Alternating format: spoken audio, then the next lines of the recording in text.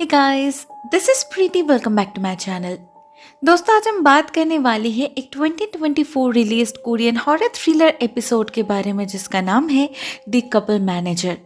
इस कहानी की शुरुआत होती है एक कोरियन मैरिज सेरेमनी को दिखाते हुए, जहां ब्राइड एंड ग्रूम दोनों की तरफ से ही बहुत सारे लोग आए हुए थे। अब एक इतना बड़ा पार्टी अरेंज करना, इतने सारे लोगों को अटेंड करना, उनके साथ फोटोज क्लिक करना, वो भी हंस हंस के, ये कोई आसान काम तो नहीं ना। काफी मेहनत लगती है। ऊपर से एक नई जिंदगी स्टार्ट करने का प्रेशर तो था ही। तो एक पॉइंट पे ग्रूम यांग से बहुत थक चुका था। टेंशन में बेचारे को उल्टी आने लगी थी। ऐसे में वो वॉशरूम भागता है तो उसका बेस्ट फ्रेंड पार्क भी जाता है उसके पीछे पीछे। अपने दोस्त को नर्वस देखकर वो उसका मजाक भी बनाता है, लेकिन यांग सिक बिल्कुल भी मजाक के मूड में नहीं था। अचानक काफी सीरियस हो जाता है वो और पार्क से पूछता है, तुम कब शादी करने वाले हो? तुम्हारी भी तो गर्लफ्रेंड है ना? और जब पार्क कहता है कि हाँ, वो लोग भी शायद इसी साल शादी कर लेंगे, तो रिस्पॉन्स में यांग सिक एक काफी अजीब जवाब देता है। कहता है शादी का डेट फिक्स करने से पहले, इनफैक्ट दोनों के पेरेंट्स को मिलवाने से पहले ही उसे एक बार अच्छे से सोच विचार कर लेनी चाहिए। सब कुछ अच्छे से जान लेना चाहिए अपने होने वाले पत्नी के बारे में। आखिर उसके जिंदगी का सवाल है। और आजकल इन सब कामों के लिए तो बहुत सारे प्रोफेशनल एजेंसीज भी मौजूद है। क्यों ना पार्क उन्हीं में से किसी से कांटेक्ट करे। भले ही तब पार्क इस बात पर उतना गौर नहीं करता, लेकिन बात उसके जहन में बस जाती है। और तो और वॉशरूम से निकलने से पहले उसे एक कार्ड भी मिलता है ऐसी किसी एजेंसी का, जिसका नाम था द क्लास। साथ में मैनेजर मिस शियोन का नाम, एड्रेस और नंबर भी लिखा हुआ था। लेकिन क्या ही कोई कोइंसिडेंस था? बात जो भी हो, लेकिन पार्क इसी से कांटेक्ट करने का डिसीजन लेता है। वैसे भी वो बिल्कुल भी सीरियस नहीं था, लेकिन उस मिस चियोन के ऑफिस में पहुंचते ही उसका ख्याल बदल जाता है। काफी अजीब सा प्लेस था वो। अजीब अजीब से पेंटिंग्स और स्टैचू से डेकोरेटेड, जिनमें से पर्टिकुलरली एक टैरो कार्ड पर नजर पड़ती है पार्क की। और पार्क जब उसी को देख रहा था तो पीछे से एक आवाज आती है। ये मिस चियोन थी जो पार्क को इस कार्ड का नाम बताती है, द हर्मिट। ये कार्ड इनर गाइडेंस और सेल्फ एनालिसिस के बारे में है। इसका मतलब होता है कि इंसान को किसी भी सिचुएशन में कोई स्टेप लेने से पहले अपने अंदर झांकना चाहिए, समझना चाहिए कि उसके अंतरात्मा क्या कह रही है, क्योंकि मैक्सिमम समय वही सही गाइडेंस देती है। और इस कार्ड पर उसकी नजर पड़ी है। इसका एक मतलब ये भी है कि आने वाले 30 दिनों के अंदर उसकी लाइफ में कुछ बहुत बड़ा, कुछ बहुत महत्वपूर्ण कोई हादसा होने वाला है जो उसके पूरे जिंदगी को बदल देगा। अब भले ही ये बातें बहुत इंटरेस्टिंग थे, लेकिन पार्क को इन सब बातों में कोई यकीन नहीं था, तो वो और वक्त जाया नहीं करता। डायरेक्टली मिस चियोन के साथ मीटिंग में बैठ जाता है। वैसे उसे कोई आइडिया नहीं था यहाँ पर उसे एग्जैक्टली क्या एक्सपेक्ट करना चाहिए। उसे लगा था वो लोग जरूर एक्सपेंसेस के बारे में बात करेंगे, फ्यूचर में उन्हें कैसे क्या प्लानिंग करना चाहिए वो बात करेंगे। लेकिन मिस चियोन तो कुछ और ही लेकर बैठ गई। पहले तो उन्होंने दोनों के ही प्रोफाइल्स थॉरोली रेट किया, जिससे हमें पता चला कि पार्क एक बहुत ही कॉमन बंदा है। उसका फैमिली बैकग्राउंड, एजुकेशन और उसका खुद का प्रोफेशनल रैंक, सब कुछ बहुत ही एवरेज है। ऑलरेडी 34 साल का हो चुका है वो, फिर भी कोई खास तरक्की नहीं कर पाया। एक मेयर ग्रेजुएट है वो, जो एक बिलो एवरेज कंपनी में काम करता है और उसका अपना कोई घर भी नहीं है। वहीं पर उसकी गर्लफ्रेंड चिनपिन सिर्फ 29 साल की है, पढ़ाई में अच्छी है और अभी अभी एक स्टेट फाइनेंशियल कंपनी में उसका ट्रेनिंग भी स्टार्ट हुआ है। जाहिर से कुछ ही दिनों में उसका जॉब परमानेंट हो जाएगा और उसे अच्छी खासी सैलरी भी मिलने लगेगी। तो ऐसे में अगर देखा जाए तो उनकी जोड़ी बहुत ही अनमैच्ड है। मैरिज मार्केट में जिनमें हायर लेवल से बिलोंग करती है, जहां पार्क बिलो एवरेज लेवल से। अब अपनी बुराई सुनना किसे पसंद होगा। पार्क भी काफी अनकंफर्टेबल फील करने लगा था। वो मिस चियोन से कहता है कि हमारे बीच इन सब चीजों को लेकर कोई प्रॉब्लम नहीं है, हम दोनों एक दूसरे से प्यार करते हैं और इसीलिए शादी करना चाहते हैं। कौन ज्यादा कमाता है कौन कम, इससे क्या फर्क पड़ता है। पार्क इतना नाराज हो गया था कि वो लिटरली उठकर जाने लगा था, लेकिन मिस चियोन उसे रोकती है और कहती है प्रॉब्लम अभी नहीं है, लेकिन बाद में जरूर होगा। शादी एक कंपेनियनशिप है जहां दोनों का सेम लेवल पे होना बहुत जरूरी है, नहीं तो आज या फिर कल ईगो क्लैश जरूर करेगा। और अगर पार्क आज उठकर चला गया तो उनके शादी को कोई बचा नहीं पाएगा। अब पार्क इसके जवाब में क्या कहता है वो हमें पता नहीं चलता, क्योंकि ये सीन यहीं पर एंड हो जाती है। अगले सीन में हम पार्क और चिनमिन को एक रेस्टोरेंट में देखते हैं और चिनमिन की जो पहली बात हम सुन पाते हैं वो ये थी कि वो किसी पॉश रेस्टोरेंट में जाना चाहती है, जबकि वो दोनों सालों से इसी रेस्टोरेंट में आ रहे हैं। फर्क बस इतना है कि अब चिनमिन कमाने लगी है, लेकिन पैसों के साथ साथ तो इंसान का टेस्ट भी बदलता है ना, इट्स नॉर्मल। असली अब नॉर्मलिटी तो स्टार्ट होती है कुछ देर बाद से, जब पार्क उससे शादी के बारे में डिस्कस करने लगता है। अचानक चिनमिन कहती है उसे शादी के बाद किसी रेंटल हाउस में नहीं रहना। उसके सारे दोस्त शादी के बाद किसी ना किसी अपस्केल कम्युनिटी में शिफ्ट किया है, तो क्या पार्क अपना कंट्री हाउस बेचकर कोई नया घर खरीद नहीं सकता? अब इस बात से पार्क को याद आता है मिस जियोन ने कहा था उससे कि वो जब भी चिनमिन से शादी को लेकर डिस्कस करेगा, चिनमिन हमेशा उसे नीचा दिखाने की कोशिश करेगी, उसके कमजोरियों को पॉइंट आउट करेगी। वो अभी एग्जैक्टली यही। और जब पार्क फिर से चिनमिन से शादी के डेट को लेकर बात करने लगा, तब भी चिनमिन ने ज्यादा इंटरेस्ट नहीं दिखाई। उल्टा कहने लगे कि आजकल तो सभी शादी के बिना ही एक साथ रह रहे हैं, उन्हें शादी करने की इतनी जल्दी क्या है। अब ये बात पार्क को बहुत टॉन्टिंग लगी, क्योंकि जब चिनमिन नौकरी नहीं करती थी तब वो ही शादी को लेकर सबसे ज्यादा नैक करती थी। कुछ महीनों में इतना बदलाव। पार्क को सिचुएशन बिल्कुल भी ठीक नहीं लग रहा था और साथ ही साथ उसे रियलाइज भी होने लगा था कि मिस जियोन कितना सही थी। तो वो उसी रात फिर से उनसे मिलने जाता है और उन्हें पूरा सिचुएशन बताता है। एक्चुअली उसे ज्यादा कुछ बताने की जरूरत भी नहीं पड़ती, क्योंकि मिस जियोन ने तो पहले ही सब कुछ गेस कर लिया था। वो काफी दिनों से इस प्रोफेशन में जो है, तो उन्हें पता था ऐसा ही कुछ होने वाला है, लेकिन साथ में उन्हें इसका सोल्यूशन भी पता था। वो पार्क को टेंशन लेने से मना करती है और प्रॉमिस करती है कि वो सब कुछ नॉर्मल कर देगी। पार्क की शादी उसी से होगी और खुशी खुशी होगी। उसके लिए वो सबसे पहले पार्क से कॉन्ट्रैक्ट पेपर पर साइन करवाती है, कंसेंट पेपर के तौर पर, और साथ में उसे एक पेन ड्राइव भी देती है जिसमें एक सॉफ्टवेयर था जो पार्क को चिनमिन के फोन में अपलोड करना था, ऑफ कोर्स उसे बिना बताए। तो पार्क वही करता है। नेक्स्ट डे जब दोनों एक साथ बैठ के चिल कर रहे थे, तो जानबूझकर वो चिनमिन के कपड़ों पर कोल्ड ड्रिंक गिरा देता है, और जैसे ही वो वॉशरूम चली जाती है, पार्क उसके फोन में वो सॉफ्टवेयर इंस्टॉल कर देता है। इससे होता ये कि चिनमिन जिससे भी बात कर रही थी, उसके फोन पर जितने भी कन्वर्सेशंस रिकॉर्ड हो रहे थे, वो सब मिसेस जियोन पढ़ पा रही थी। हाँ, ये इलीगल था और अनएथिकल भी, लेकिन चिनमिन के पर्सनल लाइफ में झांकने का इससे बढ़िया तरीका और कोई नहीं था, और इसकी कितनी ज़रूरत थी वो भी हमें अगले ही सीन में पता चल जाता है, जब मिसेस जियोन पार्क को कुछ स्क्रीनशॉट्स भेजती है। ये चिनमिन और उसके बेस्ट फ्रेंड की कन्वर्सेशन थी, जिसमें चिनमिन की दोस्त उसे अपने भाई से पैचअप करवाने की कोशिश कर रही थी, क्योंकि उसके मुताबिक पार्क ना दिखने में हैंडसम है, ना कोई अच्छी नौकरी करता है, और ना ही उसके पास पैसा गाड़ी कुछ भी है। तो क्यों रहेगी चिनमिन उसके पास? उसे तो इससे भी बेटर मिल सकता है ना। अब ये बात तो 100% सही थी। मिसेस जियोन ने भी एग्जैक्टली यही कहा था पार्क से, लेकिन उसके लिए शॉकिंग ये था कि उसकी गर्लफ्रेंड भी उस लड़के से मिलने के लिए राजी थी। तो क्या इसीलिए उसे शादी नहीं करनी अभी? वो अभी भी कोई बेटर ऑप्शन ढूंढ रही है। पूरा चैट पढ़कर बहुत खराब लगता है पार्क को, और उससे भी ज्यादा गुस्सा आता है उसे। और तो और जब वो उस रात चिनमिन से इंटीमेट होने की कोशिश करता है, वो उसके मुंह पर मना कर देती है। कभी बहाना देती है कि उसने अभी तक नहाई नहीं, तो कभी कहती है उनके पास प्रोटेक्शन नहीं है, जबकि पार्क के लिए ये मैटर नहीं करता था। कुछ ही दिनों में उनकी शादी होने वाली है, तो प्रोटेक्शन की क्या जरूरत? कहीं ना कहीं पार्क ऑलमोस्ट श्योर हो चुका था कि शायद उनका रिश्ता टूटने वाला है। चिनमिन और उसके प्रति इंटरेस्टेड नहीं है।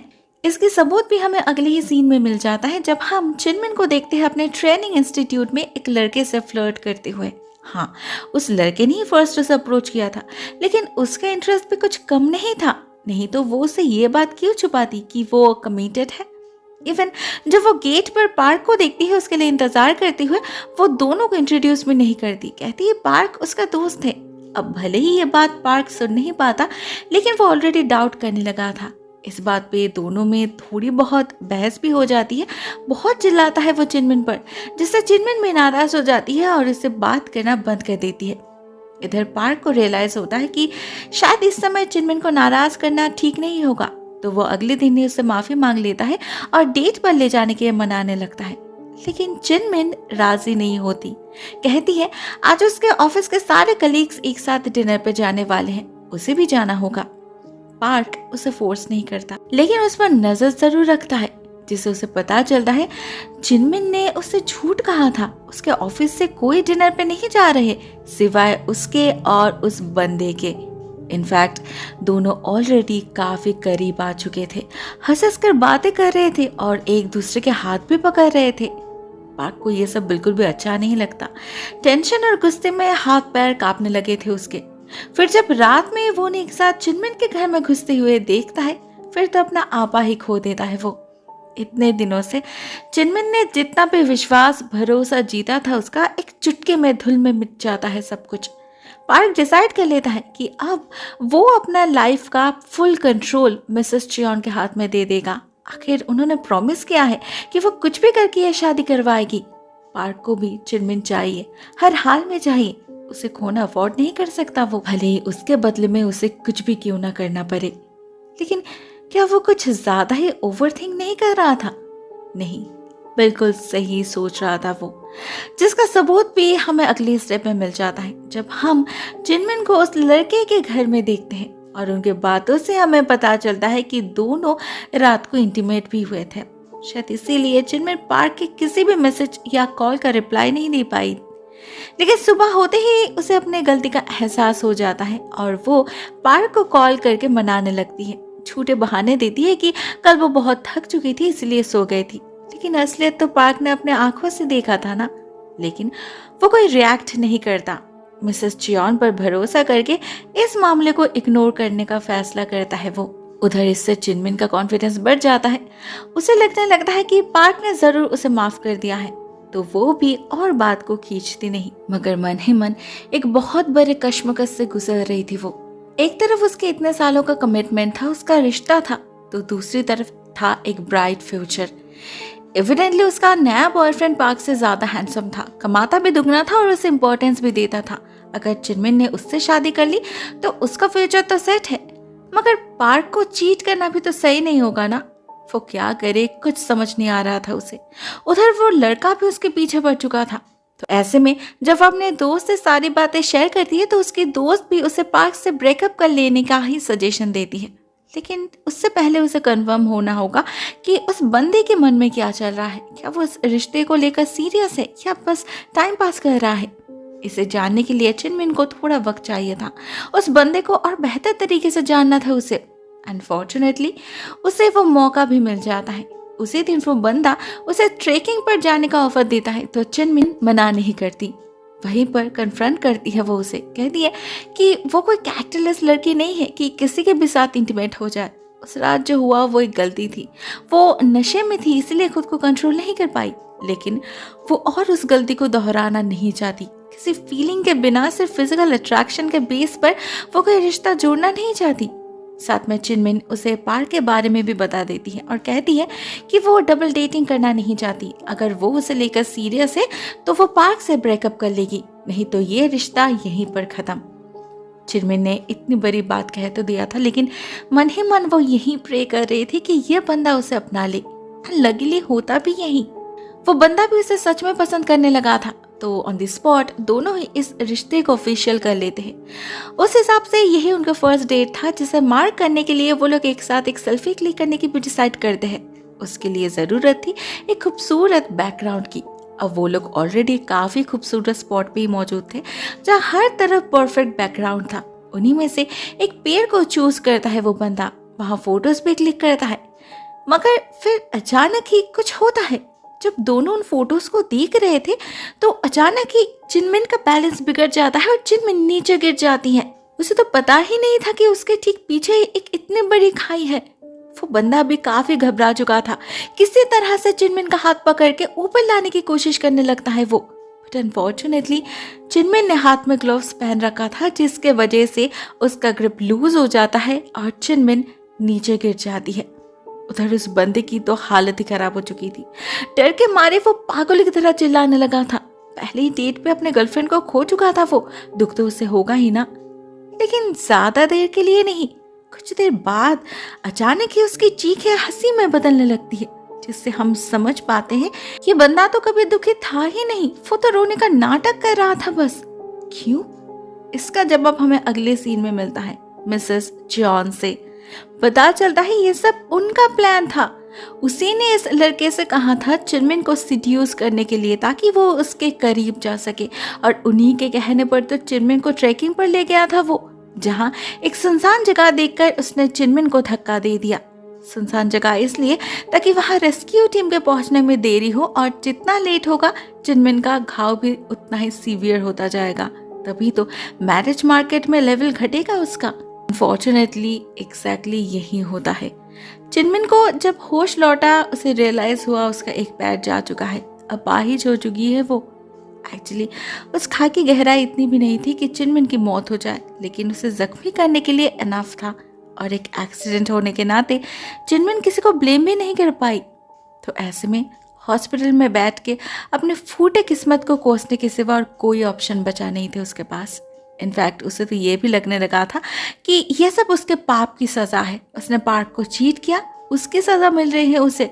इसलिए जब पार्क उससे मिलने आता है चिनमिन बहुत रोती है उसके सामने, उससे माफ़ी मांगती है और ऑनेस्टली सब कुछ कन्फेस भी करती है। बेचारी को तो पता ही नहीं था कि पार्क को ऑलरेडी सब कुछ पता है, उसी का तो किया धरा ही ये सब। तो जब चिनमिन उससे माफ़ी मांगती है मन ही मन काफ़ी खुश होता है पार्क, और उसे कंसोल करते हुए कहता है जो हो चुका वो हो चुका, गलतियां तो सबसे होती है, उसे कोई शिकवा नहीं है चिनमिन से। अब इस सिचुएशन में ये बातें चिनमिन के लिए बहुत ही कंफर्टिंग थी, शायद इसीलिए उसे कोई शक नहीं हुआ। उसके लिए तो पार्क भगवान बन चुका था। तो इसके बाद से सिचुएशन कुछ दिनों के लिए नॉर्मल हो जाता है, एटलीस्ट पार्क के लिए। उसे वो मिल चुका था जो उसे चाहिए था, भले ही उसके जेलसी की सजा किसी और को क्यों ना भुगतना पड़े। लेकिन उधर चिनमिन की जिंदगी कंप्लीटली डिस्ट्रॉयड हो चुकी थी। रोज के छोटे मोटे काम, इवन वॉशरूम जाने के लिए भी उसे किसी और पर डिपेंड करना पड़ रहा था। ट्रेनिंग पूरा ना करने के कारण उसकी जॉब भी जा चुकी थी, और पार्क का आना जाना भी बहुत कम हो चुका था। अब तो वो उसके मैसेज के रिप्लाई भी ढंग से नहीं देता था। चिनमिन को टेकन फॉर ग्रांटेड ले चुका था वो। असल में पार्क को ऑफिस में प्रमोशन मिल चुका था, बढ़िया सैलरी मिलने लगी थी, जिसके वजह से उसे अपने फीमेल कलीग से अटेंशन में मिलने लगा था। और तो और एक लड़की से अफेयर भी स्टार्ट हो चुका था उसका, तो रात में उसी के घर पर रुकने लगा था वो। लाइफ में पहली बार इतना पैसा, इतना अटेंशन मिल रहा था उसे, सबसे दिमाग घूम गया था पार्क का। उसे लगने लगा था वो जो चाहे वो कर सकता है, लेकिन वो भूल चुका था कि पाप अपने बाप को भी नहीं छोड़ता। एक दिन अपने ईगो को सेटिस्फाई करने के लिए जिस दलदल में उसने उतरा था, वही उसका सर्वनाश का कारण बन जाता है। जैसे एक दिन मिसेस चियोन का कार्ड पार्क तक पहुंचा था, ठीक वैसे ही एक दिन ये कार्ड चिनमिन तक भी पहुंच जाता है। वो खुद कांटेक्ट करती है चिनमिन से और उसे प्रॉमिस करती है कि वो पार्क को वापस दिला कर रहेगी। दोनों के लेवल्स को इक्वल करने का काम ही तो करती है वो। जैसे पहले उसने पार्क के लिए चिनमिन के लेवल को घटाया था, ठीक वैसे ही अभी बारी थी पार्क की, और अपना कमिटमेंट पूरा करने के लिए सेम प्रोसेस अप्लाई करती है मिसेस चियोन। पार्क की गर्लफ्रेंड को हथियार बनाती है अपना, जो उनके कहने पर एक दिन एक इंटीमेट मोमेंट पर पार्क के आंखों में चाकू घुसा देती है, अंधा कर देती है उसे। आखिरकार दोनों का लेवल फिर से एक बार इक्वल हो चुका था, जहां दोनों ही एक दूसरे को एक्सेप्ट करने पर मजबूर हो चुके थे, और इस मिरेकल को पॉसिबल किया था मिसेस चियोन ने। But the funny thing is, उसने पैसों के बदले दोनों को ही हार्म किया, वो भी बहुत ही गंदे तरीके से। फिर भी कोई इस पर सवाल उठा नहीं सकते थे। आखिरकार कॉन्ट्रैक्ट पेपर पर साइन जो किया था, सब कुछ उन्हीं के कंसेंट पर तो हुआ। शायद इसीलिए कहा जाता है किसी भी रिश्ते में थर्ड पर्सन को घुसने देना नहीं चाहिए, वो सिचुएशन को और बिगाड़ देते हैं। अगर पार्क मिसेस चियोन की बात नहीं सुनता तो शायद उसके अंदर फालतू के डाउट्स नहीं आते, ना वो चिनमिन पर चिल्लाता, ना चिनमिन उससे फ्रस्ट्रेटेड होती, ना वो किसी और को डेट करती, और ना इतना कुछ होता। ज्यादा से ज्यादा क्या होता, दोनों का ब्रेकअप हो जाता, लेकिन उनका इतना बड़ा नुकसान तो नहीं होता ना। एक छोटी सी बात पे दो जिंदगी तो बर्बाद नहीं होती ना। ना पार्क का मेल ईगो हर्ट होता, ना अपने सेटिस्फैक्शन के लिए वो इतना कुछ करता। लेकिन अब जो हो चुका था वो उन्हें एक्सेप्ट करना ही पड़ता है। एट द फाइनल सीन हम उन्हें वेडिंग अटायर में देखते हैं, जहाँ चिनमिन व्हीलचेयर पे थी और पार्क ने फेक आईबॉल लगाया हुआ था। उनकी शादी तो हो चुकी थी, लेकिन अभी सवाल ये था कि क्या वो बाकी जिंदगी शांति से बिता पाएंगे, या फिर ये भी एक तरह का कॉम्प्रोमाइज ही होगा, क्योंकि अंदर ही अंदर तो दोनों को ही एक दूसरे का असली रूप पता है ना। दोस्तों उनका फ्यूचर कैसा होगा वो हमें पता नहीं चलता, क्योंकि ये कहानी यहीं पर एंड हो जाती है। इस पार्टी में हमें मिसेस चियोन भी दिखती है, जिनके ठीक पैर के नीचे ही एक टैरो कार्ड पड़ा था, वही हामिद वाला। लेकिन इस बार ये रिवर्स में था, जो इंसान के अंदर के ग्रीड और केयरलेसनेस को दर्शाता है। और उसके लिए पार्क और चिनमिन से बढ़िया एग्जाम्पल और क्या हो सकता है। उनके सारी प्रॉब्लम्स की जड़ तो यही है ना। दोस्तों आज के लिए बस इतना ही। Thank you so much for watching this video. बहुत जल्द मिलते हैं किसी और नए वीडियो के साथ। तब तक के लिए टेक केयर, टाटा।